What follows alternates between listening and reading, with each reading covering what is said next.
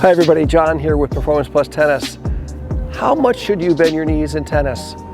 And the idea of bending your knees is a lesson and a concept and a principle that's been long driven into tennis players for years and years. More pros say bend your knees and watch the ball than any other two things in tennis. Oh, and then follow through, of course.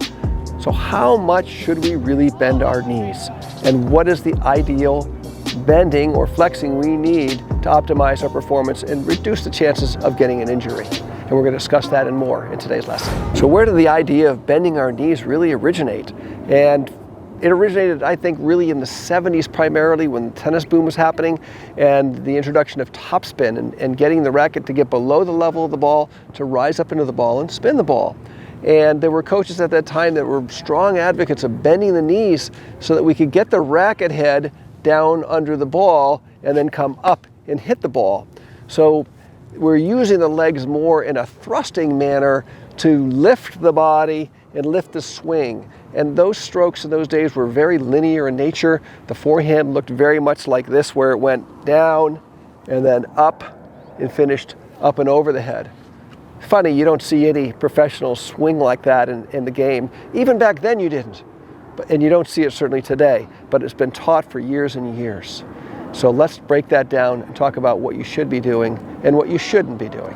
So what's good about bending the knees or flexing the knees? Well, again, if you bend them enough, you can get down and make sure your racket gets below the level of the ball and then come up to the ball. There's a couple problems with this though. First of all, as it relates to the knees, how many times in our lifetime are we going to get down this low and then thrust up and hit a ball? Okay? Not very, very efficient at all, puts a lot of stress on the knees, even on the back. So a lot of excessive bending is not going to help your tennis performance. The other issue is this. Never seen this discussed before. But if you get your hand and the racket below the contact and come up, it's a weak position to come up into the ball.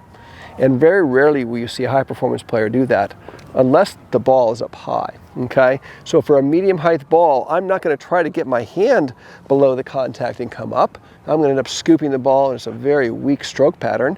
I'm gonna feel like I stand up over the ball and let the racket head fall below the ball and then rise up to contact, okay? So the racket head gets below the ball because I soften the hand, let the racket fall, and then rise up to contact. But you'll see that I've got a nice flex in my knees for balance and stability, but I'm not trying to bend down there and do all this stuff down here.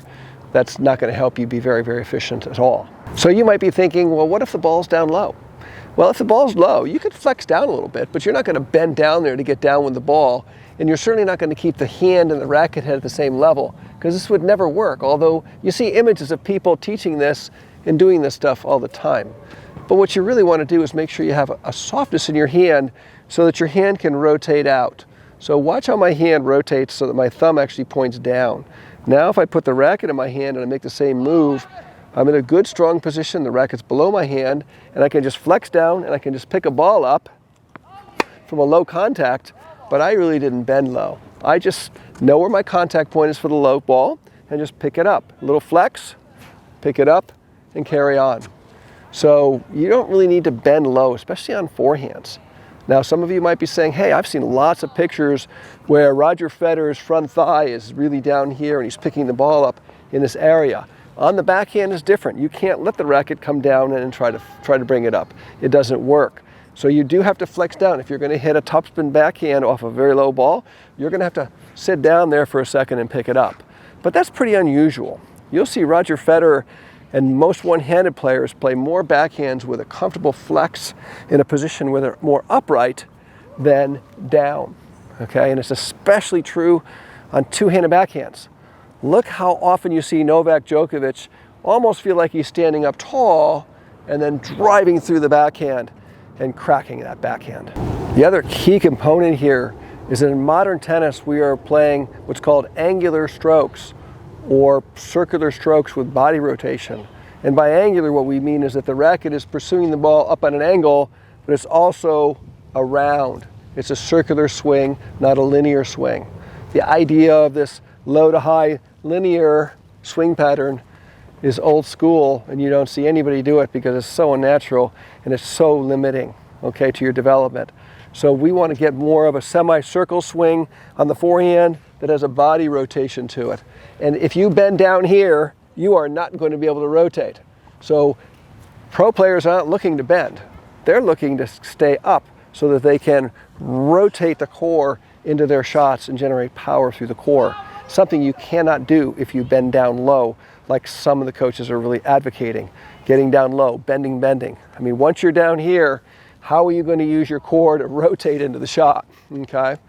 Now, on those same lines, when I just did that, it reminded me of a lot of girls on the WTA tour end up hitting backhands mostly, but sometimes forehands, where they're down here and they hit it, and then they just sit down on their legs. They're actually down so low that they actually almost sit down on the ground when they're done.